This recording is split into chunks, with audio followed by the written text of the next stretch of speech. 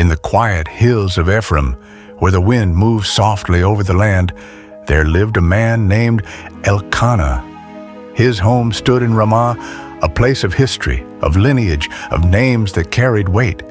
But inside his house, peace was fragile, because Elkanah had two wives. One, Peninnah, lived surrounded by noise, children running, laughter echoing, life overflowing.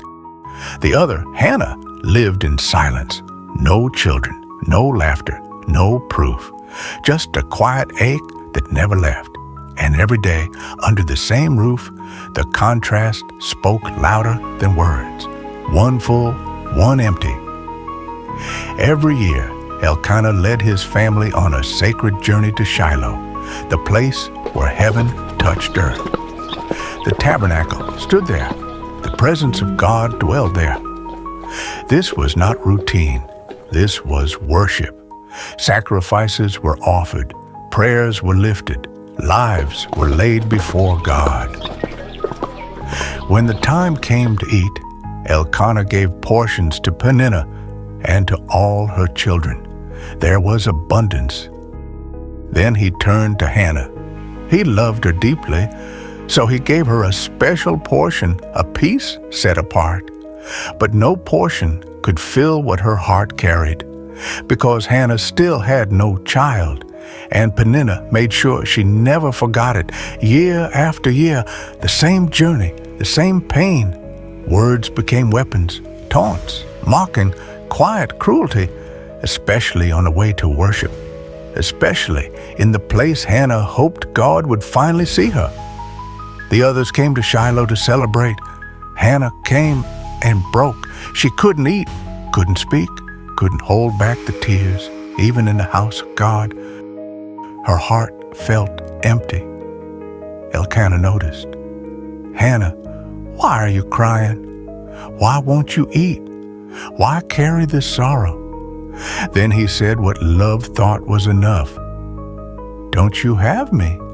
Isn't that better than 10 sons? But some pain doesn't listen to comfort, and some prayers go deeper than words. That day, something shifted. After the meal, while others turned away, Hannah stood up alone and walked toward the tabernacle. At the entrance, Eli the priest sat watching. He had seen many prayers, but not like this. Hannah didn't speak out loud. She poured out her soul.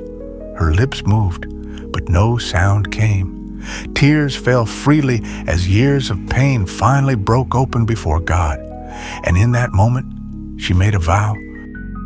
Oh Lord, if you see me, if you hear me, if you give me a son, her voice trembled, I will give him back to you all his life.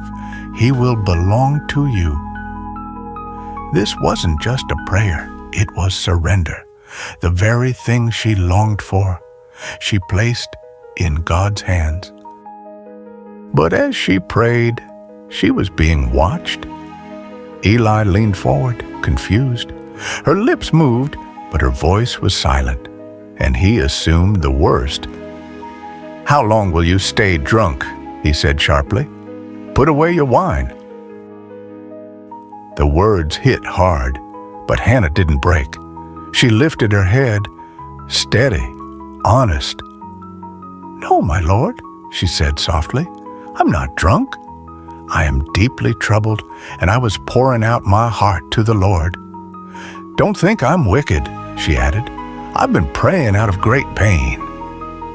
Silence. Then something changed. Eli's voice softened. Go in peace, he said. May the God of Israel grant what you've asked. And just like that, something lifted. Hannah stood, not with a child, not with answers, but with peace. She returned. She ate. She breathed again. Nothing around her had changed, but something within her had. Because sometimes, before God changes your situation, He changes your soul. And in that quiet moment, heaven had already begun to move. And that's where we leave her, a woman who walked into God's presence carrying years of pain and walked out carrying peace. No child yet, no visible answer, but something had shifted, because when a broken heart meets a listening God, the story is never over.